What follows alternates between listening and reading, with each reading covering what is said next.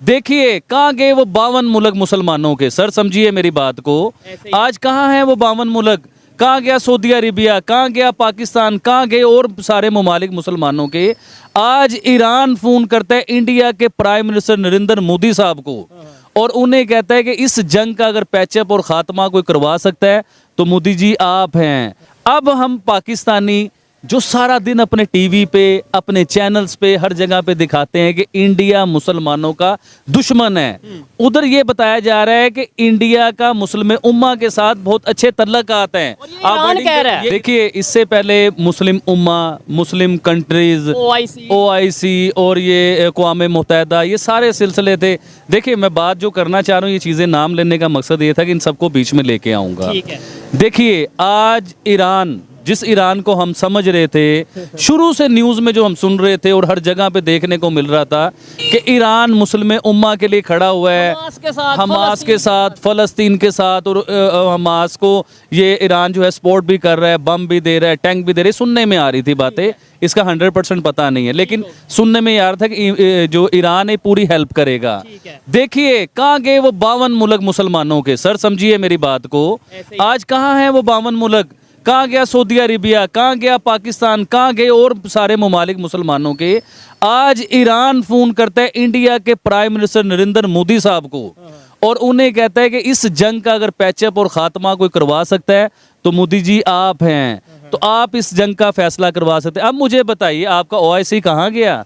ये 52 मुल्क मुसलमानों के कहाँ गए? 57 मुल्क मुसलमानों के कहाँ गए? सर मुझे बताइएगा कि सिर्फ हिंदुस्तान के प्राइम मिनिस्टर से क्यों हेल्प की, मदद मांगी, क्यों उनको कहा कि भाई हमें आप पे यकीन है? सिर्फ बेसिकली ये जंग जो है ये डिफरेंट टाइप की वो है। और दूसरी बात ये है कि इसके अंदर अरब कंट्रीज, अमेरिका की डोमिनेंसी और बाकी सारी चीज़ों को अगर आप देखें तो वो एक अलग अलग पोर्शन के अंदर आपको नज़र आती है। जो जहाँ पर आपने बात की है उसकी, अपना ईरान ने भारत से कहा है। भारत ऑब्वियसली दुनिया की सबसे बड़ी पॉपुलेशन, और नरेंद्र मोदी जिस तरीके से G20 के अंदर जिस तरह से उसने अपने मुल्क को ऊपर लेकर गया है और पिछले 20 सालों में जिस तरह से वो अपने मुल्क को ऊपर लेकर गया है, उनसे जाहिर है कि वो एक रिस्पेक्टेबल लीडर है। नॉट लाइक हमारे जैसे लीडर्स हैं, लेकिन एक रिस्पेक्टेबल लीडर है और उसका वेट है।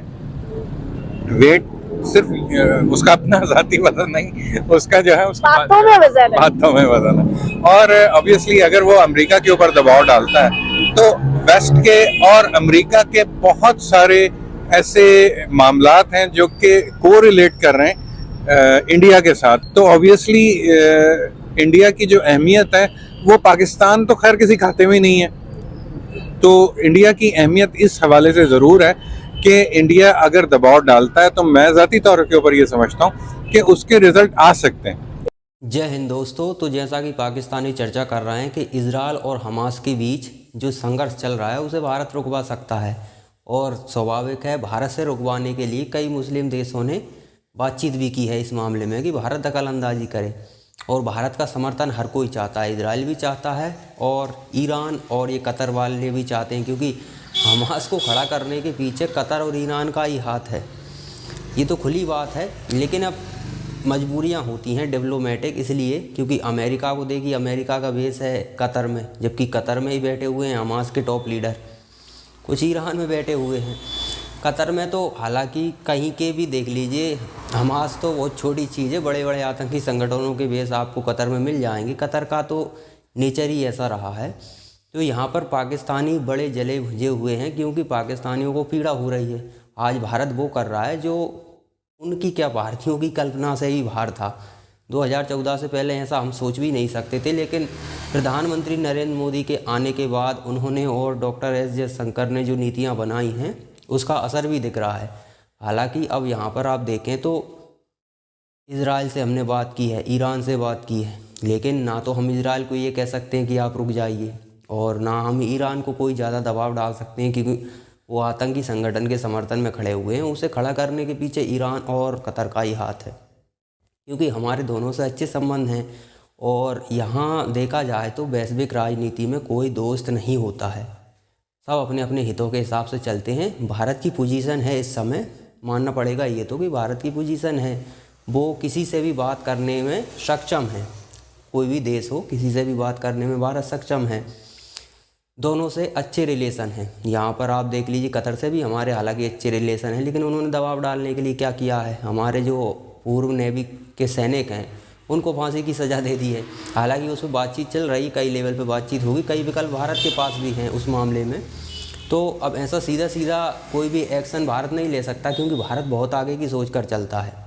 अब आप देखिए ना कि पाकिस्तान हो गया, कई और भी कंट्री हो गए जो हमास के समर्थन में हैं, लेकिन एक भी फिलिस्तीनी जो गाजा पट्टी में रहते हैं उन्हें अपने अंदर लेने के लिए तैयार नहीं, एक को भी जगह देने के लिए तैयार नहीं है। उन्हें तो बोलते हैं कि इलीगल व्यक्ति हमारे देश में नहीं घुसेगा। और इजराइल और अदर कंट्री, अगर यूरोपीय कंट्री अगर मना करें कि हम इन लोगों को नहीं लेंगे, अगर ये वहाँ पहुँचते हैं तो ये इस्लामोफोबिया हो गया इनके हिसाब से, और ख़ुद नहीं लेंगे। मतलब अभी आप देखिए ना कि भारत से अगर NRC वगैरह आया था तो कितना विरोध हुआ था कि भारत के मुसलमानों को बाहर निकालने का षड्यंत्र है। और जो इलीगल तरीके से घुस रहे थे, जो रोहिंग्या वगैरह, उन्हें निकालने पर भी दुनिया भर में बवाल हुआ था भारत के खिलाफ। ये याद करने वाली बात है। लेकिन यहाँ पर 75 लाख अफ़गानियों को निकालने के लिए तैयार है कौन? पाकिस्तान। तो पाकिस्तान दुनिया भर में एक चीज़ भी नहीं निकल रही। ये स्थिति है। अब क्योंकि वो पाकिस्तान है, पाकिस्तान कुछ भी कर सकता है। पाकिस्तान तो स्वाभाविक है, वो तो कुछ भी कर सकते हैं। अफ़गानियों को निकाल सकते हैं। जब तक डॉलर मिल रहे थे तब तक तो अफ़गानियों को लिए बैठे थे, और जब डॉलर मिलना बंद हो गया तो उन्होंने कह दिया कि भैया जाओ अपने अपने घर देखो। ये स्थिति है। हालांकि उन्हें निकालना पाकिस्तान के लिए आसान नहीं होगा, क्योंकि वो अपने आप को ये ना समझे कि हमने आदेश दे दिया वही हो जाएगा। ये जो हमले हुए हैं अभी फ़िलहाल जो बड़े बड़े पाकिस्तान में, वो उसी के कारण हुए हैं। आपने अचानक से आदेश दे दिया कि अफ़गानी निकलो, तो TTP, तहरीक-ए-तालिबान पाकिस्तान, तहरीक-ए-तालिबान अफ़गानिस्तान, ये लोग स्वाभाविक के विरोध में आएंगे। और विरोध में आएंगे तो ये भी वही जज्बा लेकर पैदा हुए हैं। जो जज्बा आपके पास है वही जज्बा इनके पास है। तो ये आपको उसी भाषा में जवाब दे रहे हैं। और इन लोगों की दोगली व्यवस्थाएं देखिए कि इनके यहाँ जो आतंकी हमला होता है और जो संगठन इसकी जिम्मेदारी लेता है वो तो कौन करता है? वो आतंकी हमला है, और वो आतंकी ही संगठन है। उसे हालांकि भारत भी आतंकी संगठन मानता है, लेकिन हमास इनके हिसाब से आतंकी संगठन नहीं है, क्योंकि उससे इन्हें खतरा नहीं है। उससे खतरा किसको है? उससे खतरा तो इजराइल को है। उससे इन्हें कोई खतरा नहीं है, उससे इजराइल को खतरा है, इसलिए वो आतंकी संगठन नहीं है। लेकिन जिनसे इन्हें खतरा है वो आतंकी संगठन है। तो ये इनकी दोगली स्थिति है। दोगली स्थिति अब आपको मैं रूस की बताता हूँ। रूस भी हमारा कह सकते हैं कि अच्छा पार्टनर रहा है, लेकिन अभी आपको याद हो कि एक एयरपोर्ट पर फिलिस्तीन के समर्थक घुसे थे यहूदियों को ढूंढने के लिए। उन्हें एक खबर मिली थी कि यहूदी वहाँ पर एक प्लेन में भरकर आ रहे हैं रूस में, तो उन्होंने हमला किया था। अब इससे क्या हुआ कि इससे रूस की इमेज को धक्का लगा। धक्का किस प्रकार से लगा, अगर आप इसे डिटेल में समझें तो जैसे कि अगर ऐसी घटना रूस में होती है, ठीक है, इससे क्या होगा कि यहूदी डर जाएंगे। स्वाभाविक है, रूस जाने से यहूदी डर जाएंगे। रूस जाने से यहूदी डरेंगे तो ना तो आपके पास, और रूस यहूदी ही क्यों, और भी अदर्स लोग हैं उनके अंदर भी डर बैठता है, क्योंकि ऐसी जगह पता नहीं किसके साथ कब क्या हो जाए, तो दूसरे लोग भी डरते हैं। तो टूरिज़्म भी ख़त्म हो जाएगा आपका। टूरिज़्म ख़त्म होने के साथ साथ इन्वेस्टमेंट भी ख़त्म हो जाएगा। हालांकि सैंक्शंस लगे हुए हैं, रूस का तो वैसे ही ख़त्म है, लेकिन अदर कंट्री जिनसे इन्वेस्टमेंट मिल सकता है उससे भी नुकसान हो जाएगा। तो रूस की इमेज को धक्का लगा यहाँ पर। तो रूस ने क्या किया? रूस का दोगलापन देखिए, हमास का ये समर्थन कर रहा है, और जो हमास का समर्थन करने के चक्कर में ही जो फिलिस्तीनी समर्थक थे वो रूस में इस तरह का उन्होंने तांडव किया, वरना रूस में इस तरह की हरकत कोई नहीं कर सकता। अब उन लोगों के साथ क्या हो रहा है आपको पता है?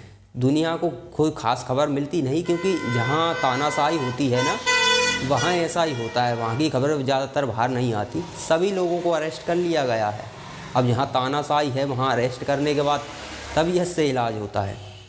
तो ये दोगली नीति है रूस की भी, ठीक है, और वो भी अपने हितों को साधने के लिए। क्यों? क्योंकि किसी का भी समर्थन कर देंगे, हमें अमेरिका का विरोध करना है। रूस अमेरिका के विरोध के चक्कर में आतंकियों के समर्थन में खड़ा हो गया।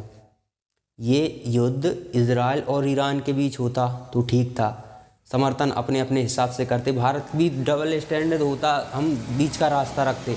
लेकिन यहाँ तो आप देखिए कि एक आतंकी संगठन ने क्या स्थिति की थी इजराइल में। याद हो आपको, इन लोगों का प्लान था कि इजराइल में घुसते हैं, बहुत बड़ा हमला इस बार हम करेंगे घुसने के बाद। और रॉकेट एक साथ 7,000 रॉकेट दागना कहाँ तक आयरन डोम काम करेगा यार, बहुत से रॉकेट गिरने हैं, स्वाभाविक है। 1400 लोगों को एक दिन में इन लोगों ने साफ कर दिया था और कई लोगों को बंदी बना कर ले गए। लगभग 250 तो अभी भी हॉस्टेज उनके पास हैं। तो इन्होंने सोचा था कि बड़ा हमला हो जाएगा, वीडियो बना के दुनिया को दिखाएंगे कि हम कितने क्रूर हैं, और ऊपर से बंदी बना लेंगे तो इजराइल को, जो बाकी के पहले हमारे हमास के लड़ाके वगैरह जो फिलिस्तीनी को कैद कर रखा है, उन सभी को छुड़ा लेंगे इनके चक्कर में। लेकिन इन्होंने नहीं सोचा था कि इससे तो आप इजराइल को ऊपर हैंड दे दोगे, अब तो वो रोकने वाला नहीं है।